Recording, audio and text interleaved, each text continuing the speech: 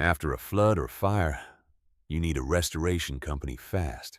But rushing that choice can cost you thousands. Here's what to check first. Start at cslb.ca.gov.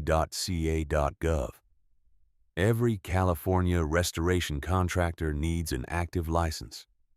If they can't give you a number on the spot, walk away.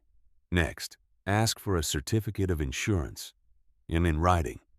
You need general liability and workers' comp. No certificate, no work. Look for IICRC certification.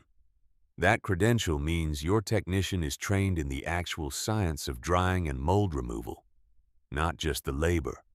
Before you sign anything, read the authorization form. Watch for assignment of benefits language. It can hand control of your insurance claim to the contractor. Red flag. Pressure to sign before your insurance adjuster even sees the damage. Legitimate crews give you time. Storm chasers don't. Professional water mitigation is data-driven.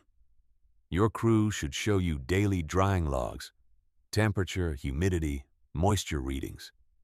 No logs means no standard. If water damage happens, shut off the source. Then document everything on video before touching it. Call your insurer first. Before any contractor. Industrial drying equipment, containment barriers, daily check-ins. That's what a real restoration job looks like from day one. Don't get burned by the wrong contractor. Call Mold Solutionz 24/7 LLC at 714-409